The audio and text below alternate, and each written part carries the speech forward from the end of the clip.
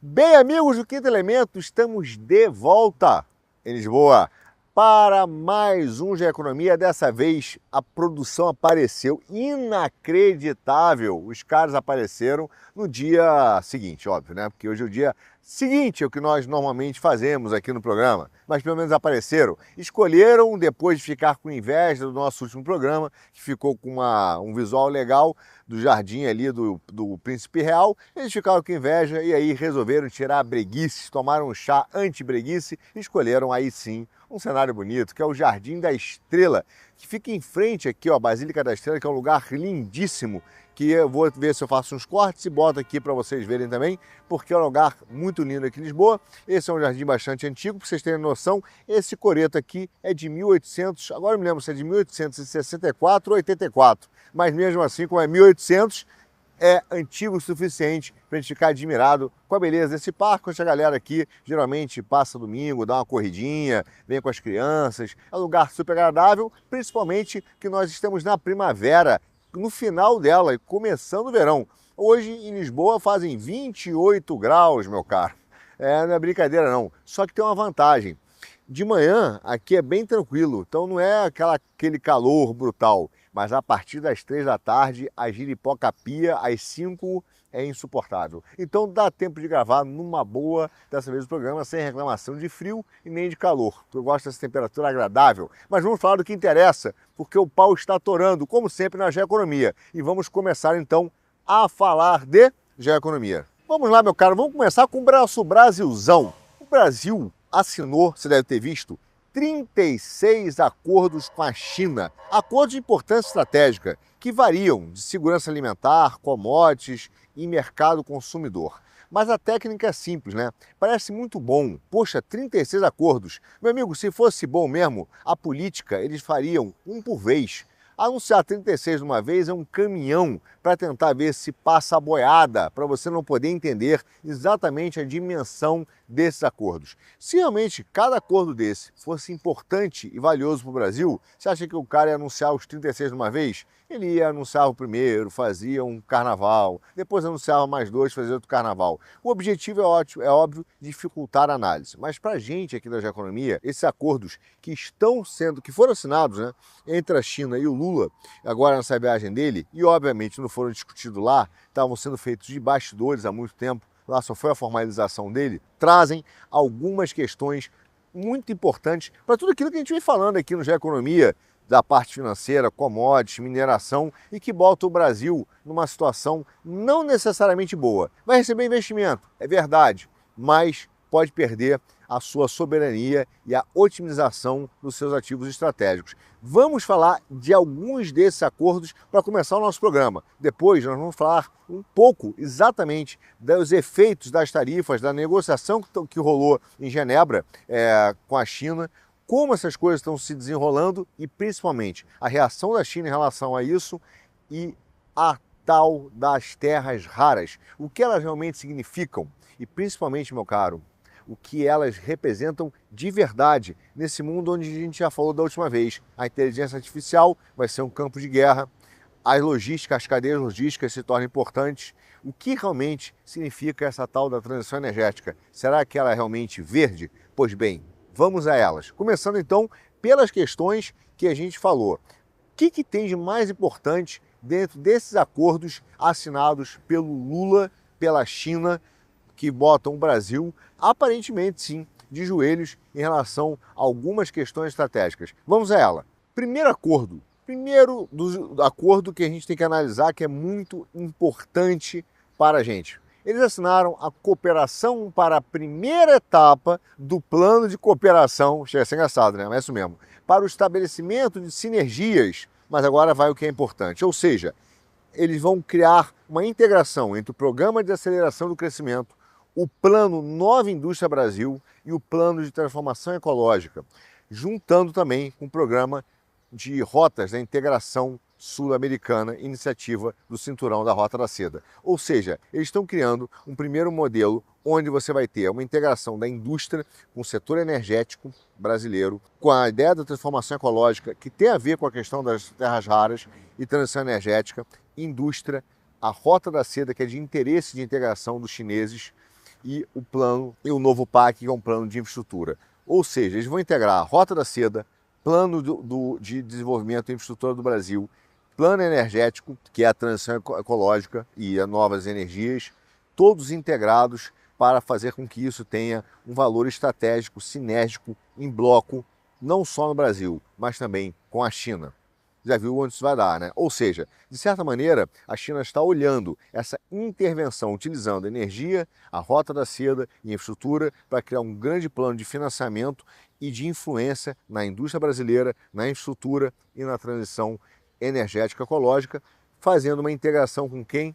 Com a Rota da Seda, que é essa nova rota, o famoso BRI, que é esse Belt Road Initiative, que está criando uma rede de infraestrutura e logística da China, fora da China, em vários países. E agora chegando oficialmente ao Brasil, incorporando a nossa indústria, a nossa energia e a nossa infraestrutura. Vamos ao segundo acordo. O segundo acordo tem a ver com o setor financeiro, óbvio, porque é altamente importante por causa das questões que já estamos falando aqui, dessa troca do sistema monetário e principalmente da tecnopolaridade em relação aos sistemas de integração financeira. Então eles assinaram um memorando de entendimento entre o Banco Central do Brasil, atenção, e o Banco Popular da China, sobre cooperação estratégica no campo financeiro. O que isso quer dizer?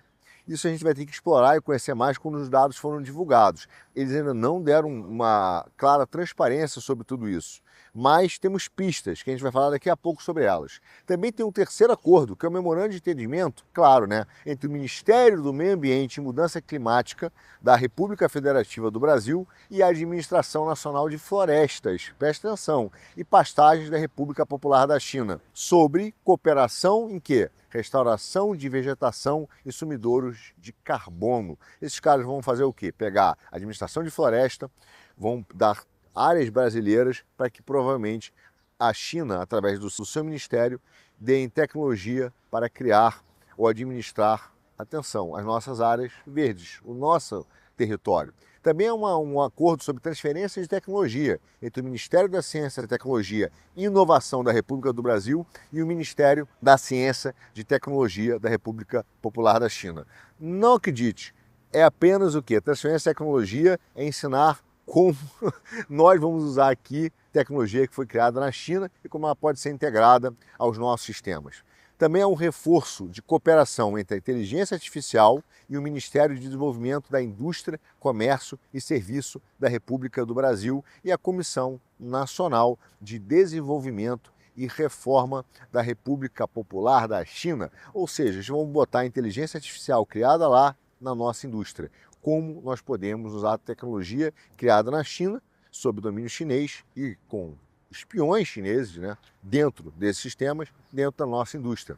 O mais importante deles também tem a ver com mineração. É um acordo feito sobre desenvolvimento sustentável, né, entre o Ministério de Energia da República Federativa do Brasil, que tem a ver com mineração, e a Comissão Nacional de Desenvolvimento e Reforma da República Popular da China. Esse acordo tem diretamente ligado à mineração. Outro acordo é o acordo de cooperação técnica entre a Dataprev e a Sparku, que é uma subsidiária da Huawei, empresa chinesa, privada lá, né, com foco na construção de infraestrutura e serviços que auxilia na construção de dados em inteligência artificial. Ou seja, com administração de redes, coleta de dados e uso de inteligência artificial. O que você acha que vai dar nisso, né? Para quem faz controle social como a China?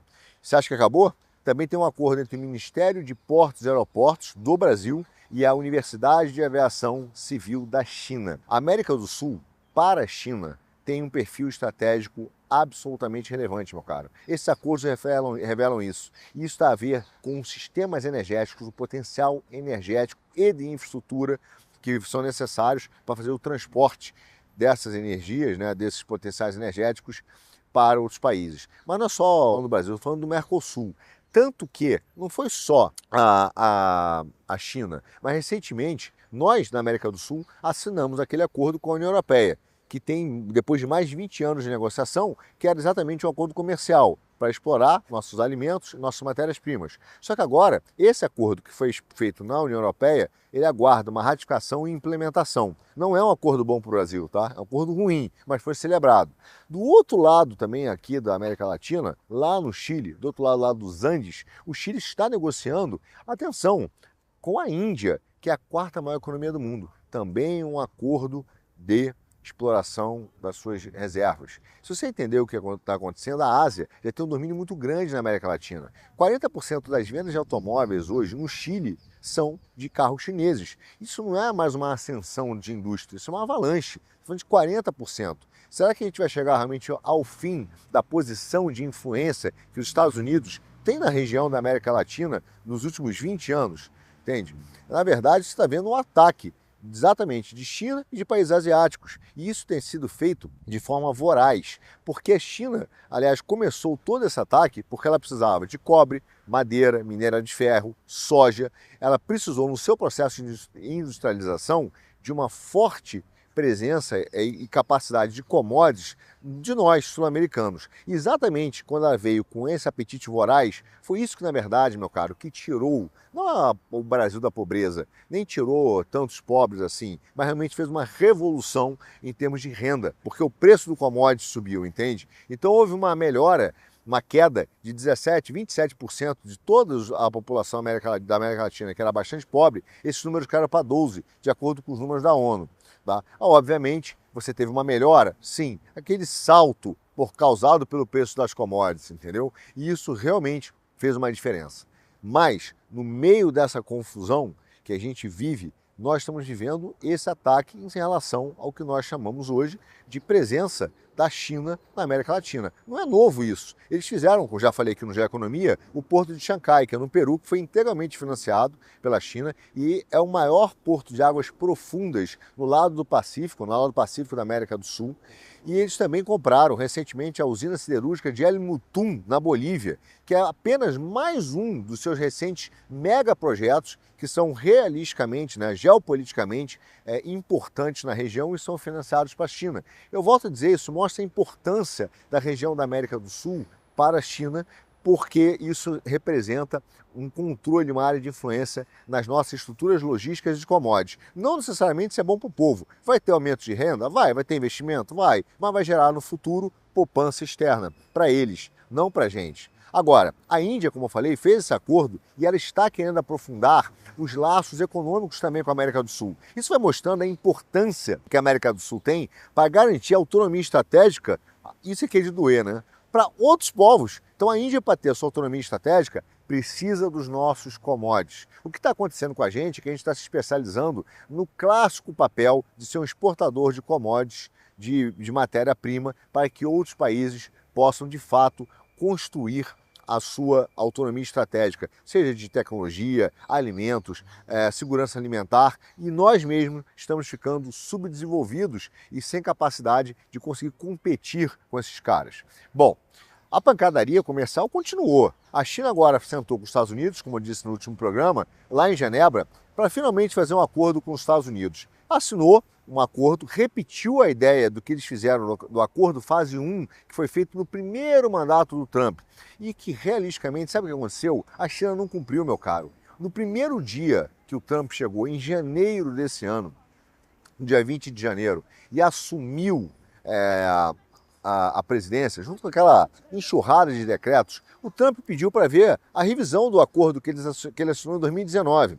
E a revisão concluiu que a China não cumpriu nenhum dos seus acordos, não diga, né? Assumidos na época de fazer e financiar a agricultura, as finanças e a proteção da propriedade intelectual americana que eles tinham acordado naquela época. Bom, obviamente, há uma dura verdade nisso, né? Que vai ser dificilmente a gente vai conseguir fugir desses acordos bilaterais de exportação sobre produtos sensíveis que estão sendo feitos entre eles, mas também com países periféricos que dependem desse comércio internacional. Isso na área de chips e também de minerais, entende? E por isso que a questão dos minerais raros são tão importantes, porque eles dependem representam energia, mas também matéria-prima para a indústria e para a indústria de defesa. Então, o que está acontecendo hoje no mundo é que esse acordo entre os Estados Unidos, essa tensão, leva a duas questões. A primeira, de fato, eles têm que começar a se separar, mas mesmo depois da separação, um ainda dependerá do outro. Então as guerras tarifárias, que começaram a ser administradas porque a China aceitou concordar e entendeu o impacto que isso deu na indústria dela, por outro lado, vai levar, sim, que os Estados Unidos continue claramente buscando garantir que haverá bens de consumo nas suas prateleiras. Óbvio, ele não ia querer passar o Natal e o Halloween, né, sem produtos lá para vender, mesmo que a preços inflacionados. Então existe uma tentativa dos dois países, da China, de restaurar, óbvio, o seu acesso ao mercado de exportação para aliviar o problema que foi gerado lá, de uma economia que está cada vez mais debilitada, e dos Estados Unidos de ter produto de consumo para o seu povo. Agora, a realidade, meu cara, é que nenhum país consegue, no curto prazo, derrotar o outro, entende? E isso gerou um ponto de ter um conflito congelado, porque a China não foi a grande vencedora disso, como disse a imprensa, e os Estados Unidos começou, de fato, a implantar o seu domínio ali econômico, a fazer valer o seu domínio econômico como grande consumidor.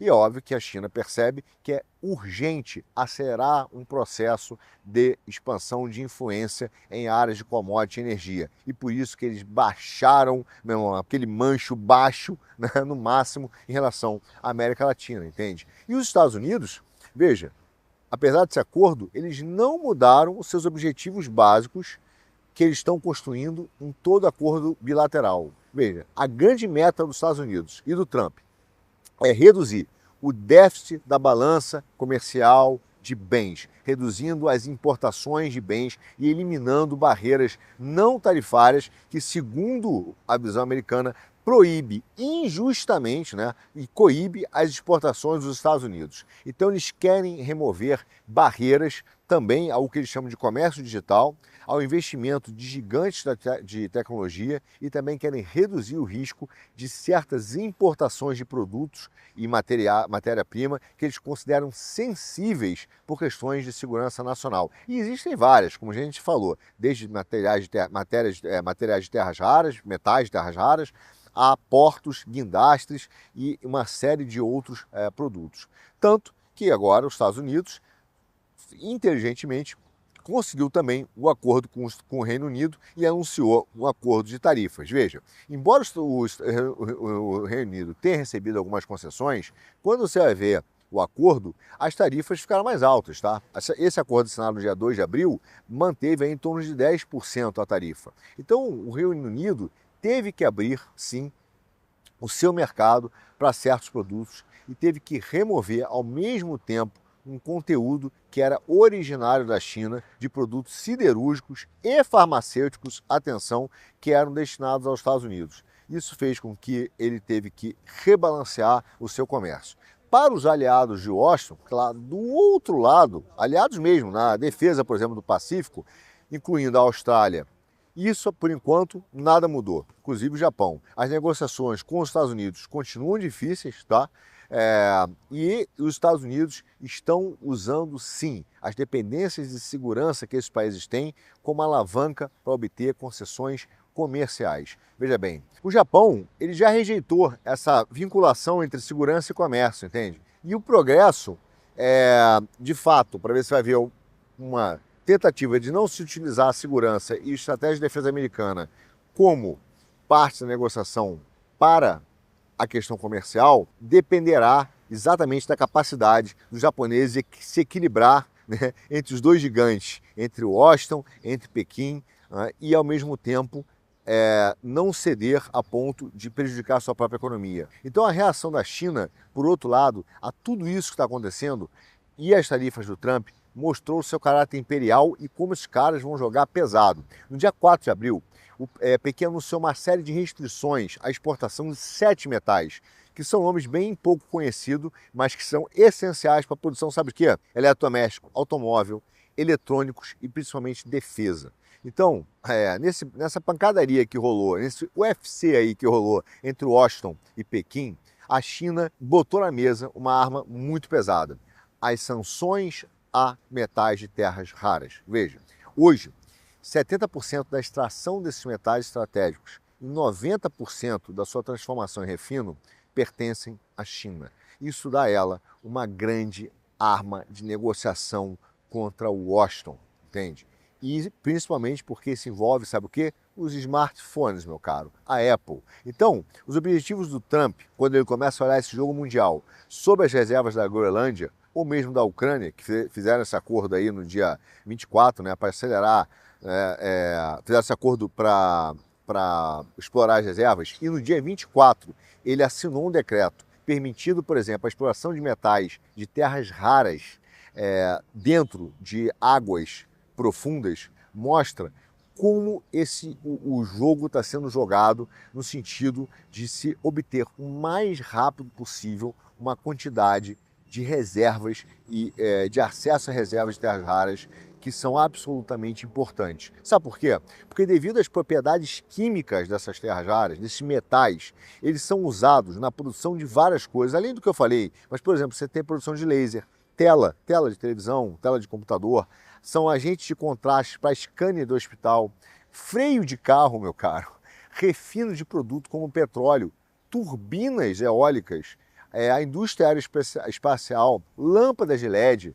Tá? Então você tem uma série de utilizações e alguns desses metais são usados inclusive para resistir ao calor dos ímãs que são produzidos pela própria terra rara e que são metais que são indispensáveis, sabe para quê? Os motores dos carros elétricos. Isso passa, óbvio, pela Tesla e pela BYD. Ou seja, a restrição desse metal causa um problema também industrial e de defesa no mundo. Só que a China argumentou o seguinte, cara, eu não quero fornecer metal para quem vai estar se armando e usando as armas contra mim. Obviamente, porque, como eu disse, os metais de terras raras também são usados para as armas, mísseis de caça, motores de caça e drones. Então, no fundo, qual é o argumento da China? Ela está dizendo o seguinte, ó, se o Trump e os Estados Unidos tá, querem entrar numa guerra, mesmo que seja comercial comigo, não serei eu que vou fornecer material para que esses caras possam criar armas para um dia me ameaçar, entende? Então, ou a gente senta e faz um grande acordo,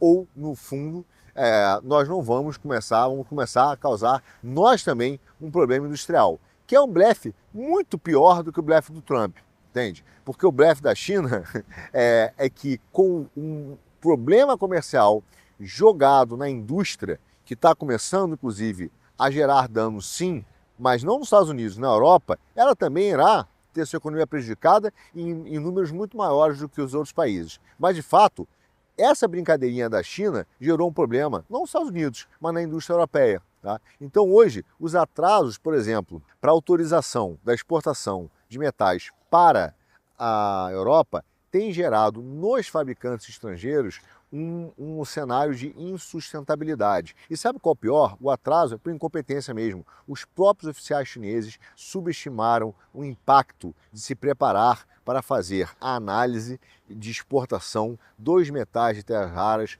para ver quais deles poderiam ser vendidos para quem e se aquilo, de certa forma, iria ser contra os interesses da China ou iria acabar na indústria americana, entende? Então, os controles que foi exigido, né, dos exportadores para que eles obtenham essas licenças de autoridade do Ministério do Comércio chinês para a remessa de 7 metais das terras raras e que passam por esses ímãs permanentes, geraram um problema de uma burocracia que impactou a geopolítica e também mostrou o problema de deixar com a China o domínio e o monopólio sobre o fornecimento global desses minerais. Esses ímãs permanentes, eles são absolutamente relevantes, por exemplo, como eu falei, para a indústria de defesa. Eles são usados nesse caça F-35 da Lockheed, tá? E que são exatamente necessários para o caça poder ser produzido. No momento que isso é interrompida a cadeia de suprimentos, a indústria de defesa para, mas para também a indústria de produção de bens de capital e uma série de outras empresas exportadoras. Então esses caras, que são grupos industriais hoje, que estão às vezes baseados na China e que são especialistas em cadeia de suprimento e que também vendem isso para a indústria na Europa, estão assustados com as semanas de atraso do Ministério do Comércio de Pequim, que não está conseguindo dar cabo de aprovar as licenças de exportação desses materiais para a Europa num ritmo muito mais lento mesmo que a demanda que existe. Ou seja, Corremos o risco de crise de abastecimento causada por incompetência, mas também gera uma preocupação de deixar na China um monopólio sobre terras raras. E essas terras raras, veja bem, elas são responsáveis por uma revolução energética, uma revolução, meu amigo, de sistemas, que não é uma energia verde por si, porque a verdade é que isso tudo é poluente. Os metais de terras raras são uma revolução, sim, mas que pode ser evitada e que é perigosa. Então são metais energia verde baseada em metais poluentes. É uma contradição em termos, concorda? Mas veja, as revoluções produzidas por essa mudança energética, elas não se limitam a fontes de energia. Quando isso acontece na história do mundo, significa que vão se desenvolver grandes complexos de fontes de energias, novas máquinas, novas práticas econômicas e sociais. Começa a ter uma alteração da infraestrutura, não só de transmissão de energia, mas da própria economia e dos mundos artificiais, né, que são criados para fazer com que produtos e serviços comecem a flutuar no mundo. Esse sistema que a gente chama, que é como se fosse uma peça, né, desse sistema de um todo comercial e econômico, começam a parar. Você quer ver um exemplo? Pega a época do carvão. Os motores britânicos, por exemplo, a carvão, eles se tornaram a vanguarda da industrialização, mas porque eles estavam intrinsecamente conectados com as máquinas de vapor. Então, a maioria dos primeiros grandes, né, sucessos do motor a vapor se deu aonde? Na mineração do carvão. E isso aconteceu porque o motor a vapor original, ele era tão grande, cara, tão perigoso, que você tinha que experimentar alguns modelos e interações de tecnologia que só valeram a pena porque as minas de carvão eram o lugar ideal para usar aquele motor. Ou seja, uma integração dentro de um sistema. A economia do carvão, que existe até hoje, diga-se de passagem, né, ela pode ser descrita como um momento de ruptura histórica mesmo, da restrição ou da emancipação do homem do estado natural. Antes, nós éramos dependentes exatamente de toda a natureza, da colheita, do vento. A partir do momento em que você tem o carvão, isso gera um espaço, a primeira criação do que a gente chamou de espaço virtual de crescimento econômico, porque o homem começou a poder controlar e a ficar independente do estado natural. Ou seja, os combustíveis fósseis foi que inventaram o capitalismo. O carvão, meu amigo, foi o primeiro capital original, foi o reservatório de riqueza acumulada que realmente libertou a sociedade humana da dependência de um estado natural, entende? Não foi o livre mercado, por isso que eu digo, foi a ciência e o conhecimento humano a busca pela verdade.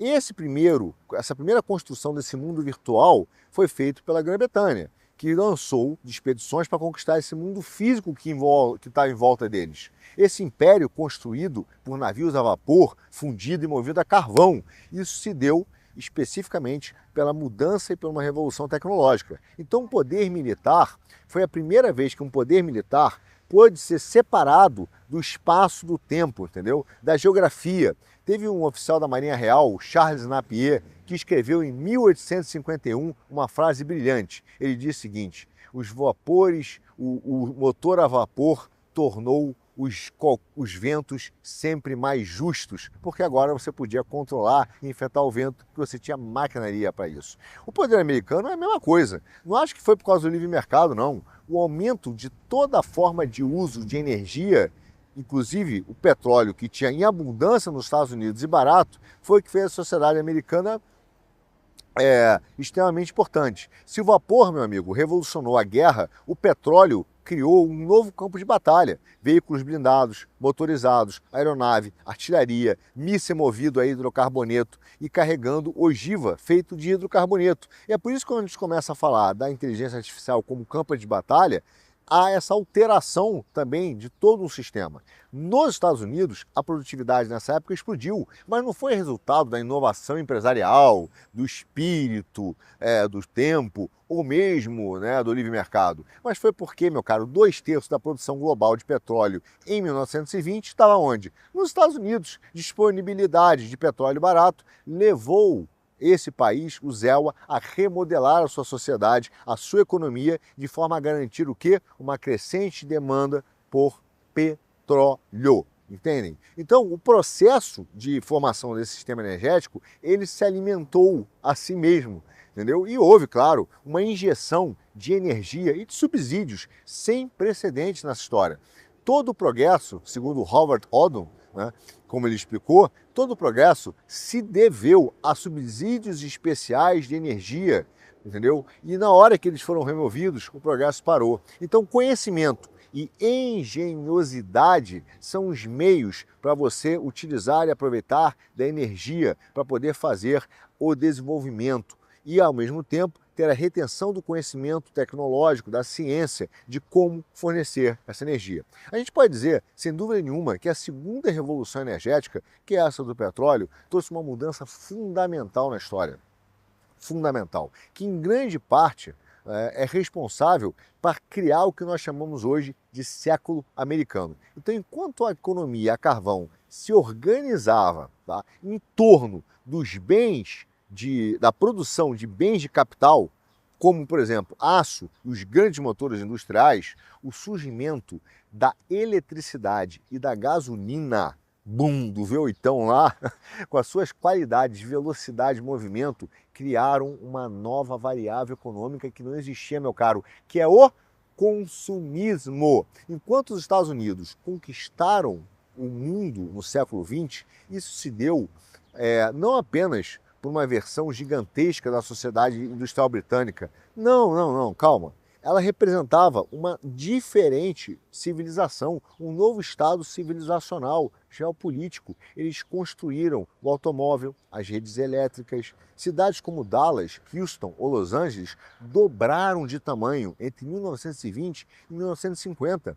Veja o que aconteceu agora, por exemplo, com Detroit. Acabou, meu amigo. Só que elas dobraram de novo de tamanho em 1970. A era da máquina elétrica, ela introduziu uma lista de consumo de bens que não existiam antes, que eram inconcebíveis. Eletrodoméstico, rádio, hoje celular, aquecedores, luz artificial do dia, filmes, telefone, parque de diversão, a Disney, montanha-russa.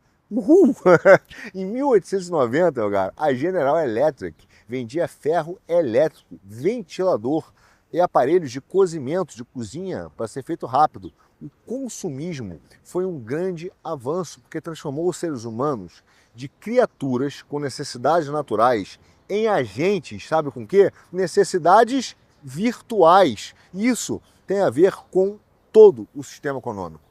É importante ter isso porque é o que vai acontecer. Essa transição energética que eles falam, essa transição dos temas que está sendo feita, essa mudança no lado da oferta e no lado da demanda, vai alterar a forma de capitalismo que nós vivemos. O que era, vendo hoje, né, a entrada dos sistemas elétricos e hidrocarbonetos, o que eram luxos naquela época, para os nossos bisavós, virou para a gente necessidade básica, meu amigo. Ar-condicionado virou direito universal, na verdade, está na Convenção dos Direitos Humanos. Então, essa noção de sistema que desempenha uma sociedade na sociedade moderna é, de fato, uma percepção de uma alteração complexa e total do que nós entendemos do sistema capitalista. O que isso quer dizer? Que os sistemas, palavra sistema, ela representa o quê? Um princípio organizador que une máquina, dispositivo, consumidor, produtor e toda uma estrutura. Ou seja, preste atenção que isso é relevante, meu caro. Os objetos individuais que são inventados ou criados, eles só existem dentro de um novo contexto de realidade inventada, que é o próprio sistema. Você quer ver um exemplo? Olha aqui, ó, agora, teleprompter, câmera, fone, tudo isso só existe baseado dentro de um determinado sistema, porque agora é importante fazer vídeo, não é mesmo? Então imagina como os minerais críticos vão alterar a fazer a transformação tecnológica e criar um novo sistema. Então a revolução nas formas como nós convertemos energia vai se traduzir numa revolução na forma como nós consumimos a energia e consumimos os produtos. Ou seja, tem muito mais coisa por trás dessa questão da revolução energética ou da transição energética. Assim mesmo, assim como a questão do poder computacional. Veja, a IA, ela requer tanta energia e ela precisa de fluxos de energia ininterruptos e de grande quantidade. Presta atenção, só os data centers que estão sendo montados e a transmissão de dados hoje já excedem a produção total de energia da Alemanha. É boçal. O consumo de energia está crescendo rapidamente e exponencialmente. Olha só, um único data center ele pode consumir a eletricidade equivalente a 50 mil casas, meu caro. No Facebook lá do... Esqueci o nome do cara agora que eu estou ficando velho, né?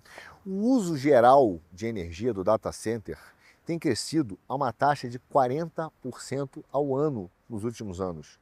Isso foi antes do crescimento da inteligência artificial. Com a IA, meu caro, o nível de demanda de energia vai explodir. A indústria poderia consumir tanta energia quanto um país como a Argentina, Holanda ou até mesmo a Suécia. Até 2034, espera-se que o consumo global de energia pelos data centers chegue a 1.580 terawatt-hora. Para você ter ideia, isso é a mesma coisa que é consumida pela Índia. Um único terawatt-hora equivale à produção de 1.000 usinas nucleares. É só isso que está sendo montado pela turma da inteligência artificial, entende? Então, o Google, por exemplo, mudou todo o seu negócio de pesquisa de AI, entendeu? Ele estaria usando, por exemplo, algo em torno de 30 terawatts-hora ano, que é o consumo de eletricidade da Irlanda. Apenas o Google, meu caro. A demanda de eletricidade de uma pesquisa, quando a gente faz uma pesquisa típica do Google, é de 0,3 watts-hora. Tá? Para o chat GPT, lá da OpenAI, são 2,9 watts-hora por solicitação. Agora, considere que tem 9 bilhões de pesquisas diárias, isso exige algo em torno de 10 watts-hora de eletricidade adicional por ano. Cada solicitação ao chat GPT equivale a acender uma lâmpadazinha de 60 watts por 3 minutos. Isso é quase 10 vezes mais do que a média de pesquisa do Google, entende? O Ren Haas, que é um executivo-chefe da ARM, ele fez uma previsão que até o final do ano, né, dessa década, né, os data centers de IA vão consumir algo em torno de 25% da energia dos Estados Unidos. Atenção, hein? Eles consomem hoje 4%, entende? O que nós estamos falando? Energia, energia, energia. E a maior fonte de energia ininterrupta e com grande potência não são os hidrocarbonetos, são os metais raros. Só que a extração e a refinação dos metais raros, desses terras raros, são extremamente poluentes, meu caro. Estou falando de mineração. E a reciclagem deles é baixíssima, tem sido uma desilusão total, ninguém está conseguindo reciclar. O modo paradoxal de chamar, que é uma grande canalice, né, de energia verde, como se fosse uma coisa ecológica, na verdade é uma grande mentira, é uma grande farsa, porque é uma energia verde baseada em metais sujos. Que beleza, não é mesmo? Já viu uma mina? Já viu quanto se gasta de água, de explosão para minerar? Bom, meu caro, a realidade é que para o setor de tecnologia de informação e de comunicação não tem o que fazer.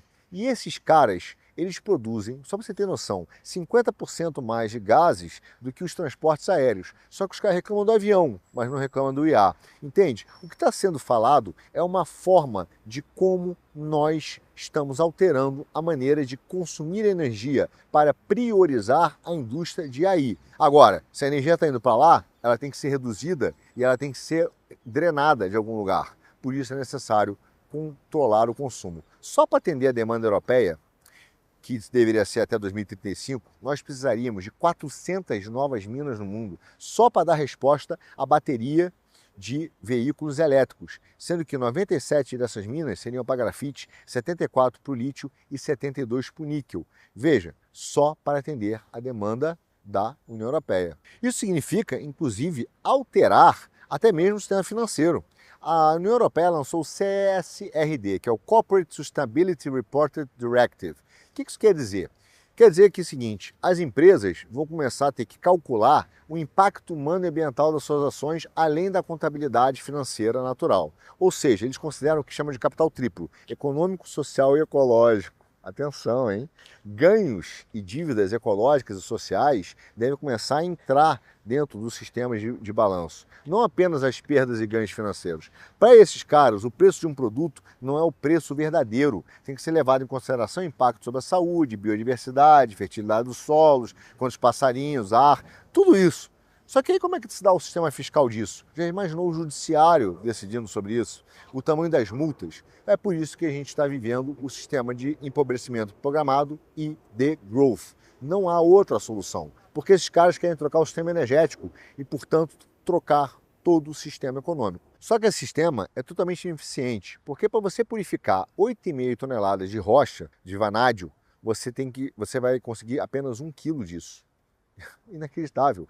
São 1.200 toneladas de rocha para se obter um mísero quilo de metal chamado lutécio, entende? O resultado desse princípio ativo que a gente vê da utilização dessa atividade geológica que está sendo feita é extremamente ineficiente. Veja, uma dose ínfima desses metais, uma vez industrializada, aí sim, ela produz um campo magnético que permite produzir um sistema de energia que vai produzir muito mais quantidade de energia do que o carvão e o petróleo. Só que para se obter esses metais, se polui muito mais. E nisso que reside essa chave do pseudocapitalismo verde. Nós estamos substituindo recursos que emitem, sim, milhares de toneladas de gás carbônico por outros que não emitem. Tá? Só que eles demandam uma capacidade, uma poluição muito maior. E essa é a contradição verde. A propaganda verde é: precisamos de um sistema energético que forneça mais energia de forma constante. Mas para convencer você de substituir o petróleo e o gás pelos metais raros, eles precisam dizer que poluição é só a emissão de carbono. É preciso criar um vilão, e o vilão é o tal do carbono. Não se fala mais de poluição de água, de esgoto, ou mesmo da poluição da mineração. Poluição virou só o carbono. Essa transição vai colocar a gente em maus lençóis, vão destruir a economia, vai provocar um sofrimento enorme de desempregados. Em pouco tempo vão gerar perturbações sociais e desestabilizações políticas, até mesmo impactar a soberania militar. A transição energética e digital vai devastar, meu amigo, o meio ambiente em proporções incomparáveis. Já estamos falando de explorar o fundo do mar, Groenlândia, novas minas. Esses esforços, que estão sendo feitos para remodelar a civilização, de fato, levam uma outra mensagem. E a verdade é que esses ambientalistas estão tão cegos que eles não têm mais aquela humildade, sabe, do marinheiro perante o oceano. Eles acham que já dominaram tudo e têm a última palavra. Só que essa transição energética, eles sabem disso. E digital vai precisar, para entrar em funcionamento, não só de mineração, mas de uma constelação de satélites que já está sendo prometido pelo Silicon Valley para interligar todo o planeta, de foguete para conseguir jogar esses satélites no espaço, de uma armada de computadores capazes de calcular e emitir cálculos com a inteligência artificial, de ferramentas digitais, de legiões de supercalculadores para analisar o dilúvio de dados que vão receber em tempo real, de uma teia planetária de cabos submarinos, de um labirinto de redes elétricas subterrâneas para divulgar isso em todo o planeta, centrais e centros de armazenamento de dados, de milhares de tablets, de bilhões de smartphones, todos interligados em baterias que precisam ser o quê? Recarregadas. Essa é a marcha feliz do que a turma de IA chama de desmaterialização, mas que é uma mentira, porque estão dizendo que os tecnoprofetas dizem que com isso atingirão o carbono zero. E aí vão, a partir daí, criar uma sociedade com custo marginal, interligada, e que essa nova geração vai ter uma visão colaborativa. Ou seja, meu amigo, você vai sair da idade da propriedade para a idade do acesso, porque você não precisa mais ter, você não precisa mais, é o fim da propriedade privada, é a ideia de que você não terá nada e será feliz, porque você vai ser possível partilhar de qualquer produto mediante uma taxa. A ideia de tecnofeudalismo, entende? Nós já estamos vivendo essa revolução cultural, por exemplo, no nível do transporte de automóvel. As viagens são partilhadas, obtidas por várias plataformas, né? Acredita-se hoje, em breve, que 80% dos utilizadores de veículos já terão vendido os seus imóveis até 2050. Eu não acredito nessa projeção, mas é uma ideia que esses caras estão falando, que você não precisa ter nada, você pode ter acesso e pagar um mero aluguel por isso, entende? Em 2013, o Eric Schmidt, que foi do Google e é parceiro junto daquele Jared Cohen, que foi conselheiro da Hillary Clinton. Ele escreveu um livro chamado Diplomacia Digital. E a ideia era criar uma nova lógica, e ele chamou esse de a nova era digital. Foi um best-seller, foi vendido mundialmente, e esses caras falavam que graças à internet, né, a maior parte de nós vai viver e trabalhar governado entre dois mundos simultâneos, o mundo físico e o mundo real. Só que no futuro, o número crescente, né, de cyberestados vão levar a cyberguerras contra redes criminosas e cada vez mais vão ter também cyberataques entre os países. A cabeça desses caras é uma utopia. A utopia segundo a qual nós vamos nos libertar da matéria e vamos viver a desmaterialização, que hoje está onde? Na ideia do teletrabalho, da jornada alternativa, do comércio eletrônico, de teleprocedimentos, do armazenamento digital de dados, do transporte físico de informações, migração do papel para o digital. Seríamos a construção de uma nova civilização, né, que iria então preservar a Amazônia e a bacia do Congo, né, para montar uma sociedade mais sóbria, mais sábia e desmaterializada. Só que o digital, meu amigo, precisa de exploração de quantidades consideráveis de metais. A indústria eletrônica hoje representa 6% da indústria de ouro, 20% da de prata, que são cerca de 7 mil toneladas. O digital absorve uma boa parte da produção mundial de metais de terras raras. São 15% de palácio, 40% do tântalo, 87% do germânio, 88% do térbio, sem encontrar os outros 40 metais que também são necessários para fazer um mero telefone celular. E mesmo assim, o produto que fica disponível ao consumidor, meu amigo, representa somente 2% do total de resíduo, né? Ou seja, é uma ineficiência gigante. Basta um exemplo. A indústria de chips eletrônicos, para produzir 2 gramas de chip, precisam de 32 quilos de material. Isso é uma razão de 1 para 16 mil. Tudo isso tem um custo ambiental gigante. E esses caras falam de energia verde. Para essa monstruosidade digital, nós vamos precisar de centrais a carvão, petróleo, gás. Vai se abrir uma cratera na Terra. Um novo tributo, meu amigo, que vai ser feito para poder sair do petróleo e entrar nos metais de terras raros. Nós estamos contrapondo um excesso de matéria-prima a uma privação total. É como sair da dependência de cocaína e mergulhar na de heroína, entende? Claro que você vai ver uma alteração do centro de poder com isso, porque o carvão, que foi matéria-prima durante muitos anos, gerou o domínio inglês, o petróleo, domínio americano. Agora a pergunta é, nós vamos permitir, num consumo de metais de terras raros, que tem hoje um monopólio chinês de que o mundo inteiro vai depender da sua energia gerada por essas tecnologias verdes na mão de apenas uma nação? É isso que o Trump está dizendo que não vai topar e está correndo para achar metais de terras raras em todo lugar do mundo, mesmo que a custo de guerras que vão surgir para poder dominar as metais de terras raras, que vão gerar, portanto, graves consequências econômicas e sociais em Paris, Tóquio, Nova York, Rio de Janeiro, São Paulo, em todo o mundo, meu amigo. Ou seja, esse novo modelo de crescimento ecológico, na verdade, vai produzir uma exploração ainda mais intensiva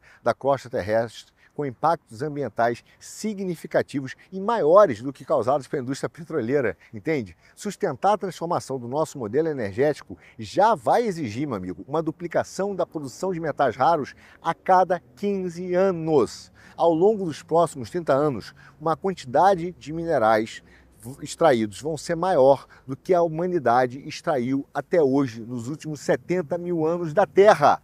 Entende o tamanho da brutalidade que é isso? Ou seja, os ambientalistas reclamam do apetite por petróleo e carvão, mas nós vamos substituir um mundo de abundância por um mundo de escassez e crises inéditas que nós não vivemos, tornando a nossa dependência de energia por materiais que são raros. Metais raros representam, amigo, produções anuais muito pequenas e ignoradas, até mesmo pelos grandes meios de comunicação que não contam. Pra você ter noção, hoje, se fizeram mais ou menos 300 mil toneladas de materiais raros, conta 2,5 milhões de ferro.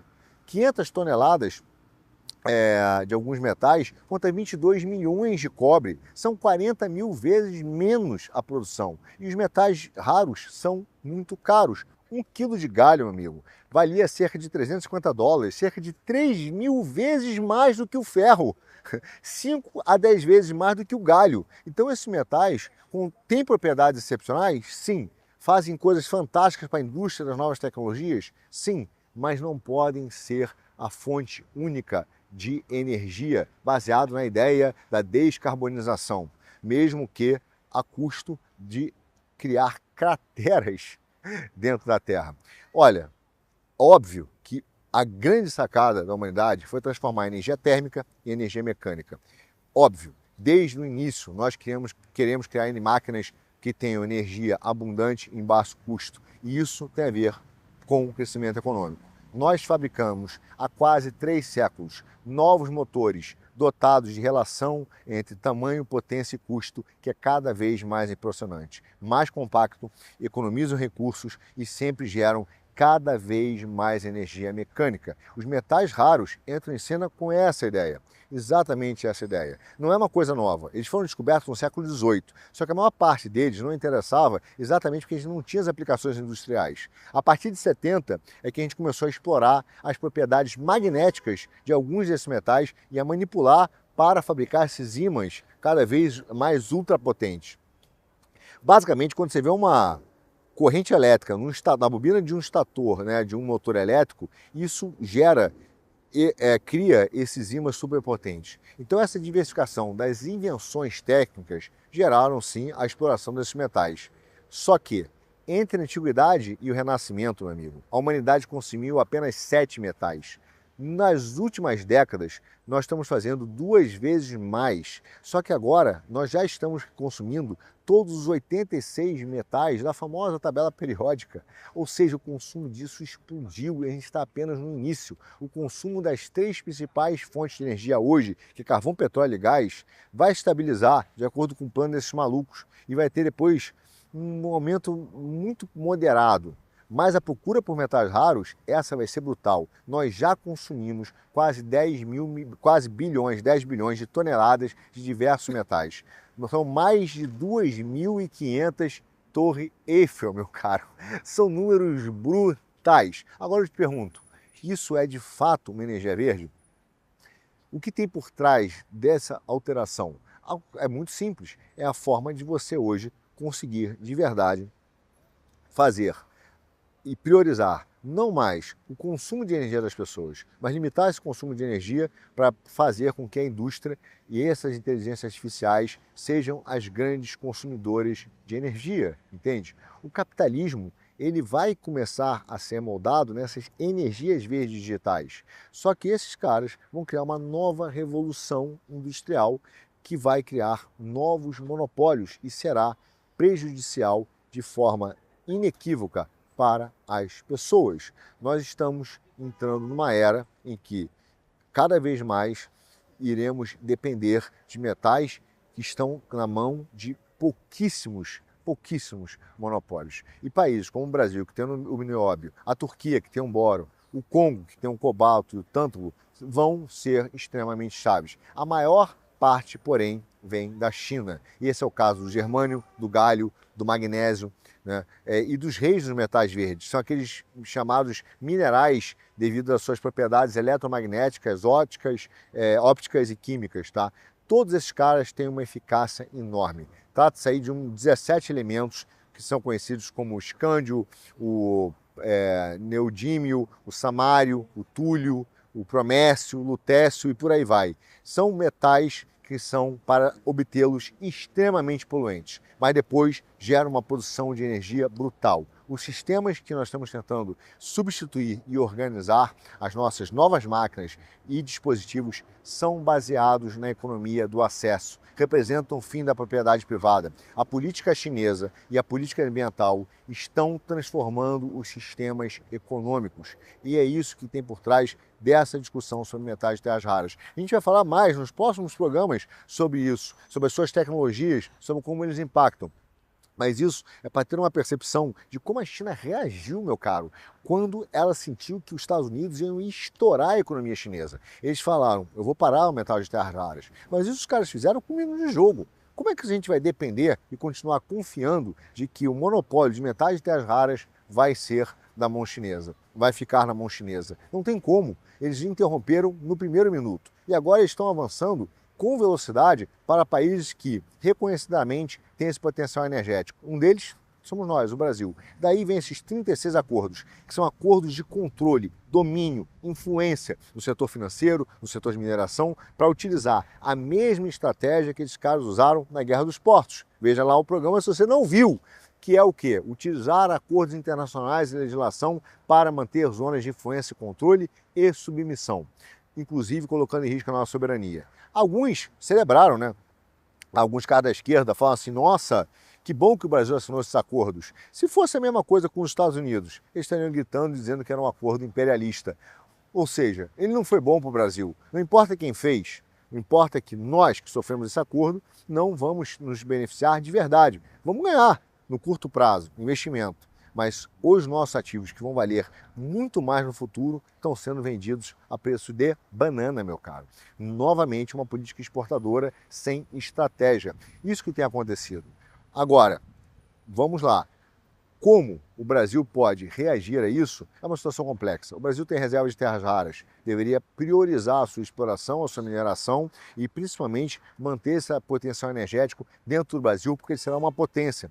E veja, não é que o petróleo e o gás acabou não, o petróleo ainda é muito importante. Parte dos avanços na margem equatorial que estão sendo feitos é porque eles entendem que não dá para depender só dos metais de terras raras. Por isso que o Trump falou, né? Drill, baby, drill. Eles precisam de petróleo, assim como de gás. E isso continuará sendo uma fonte de energia importante, até mesmo para não depender totalmente das terras raras. Só que os sistemas de inteligência artificial e data centers que estão sendo montados dentro de um sistema de controle da República Tecnológica e que é tecnocrática, também, por um outro lado, eles estão sendo montados a partir de uma necessidade de energia brutal e gigante que depende basicamente de uma fonte ininterrupta de energia e bastante robusta, que não pode ser conseguida apenas com petróleo e gás, entendem? É isso que tem por trás desses metais de terras raras, desse acordo e principalmente dessa reação chinesa. Ou seja, nosso programa de hoje, meus caros, foram para entender a complexidade dessa porcalhada de 36 acordos assinados pelo Brasil, que mostram um avanço chinês e ao mesmo tempo o seu caráter imperial, vingativo e até mesmo frouxo, que na hora que o pau cantou na indústria deles, a primeira coisa que o cara brincou foi: vou interromper o fluxo de energia no mundo.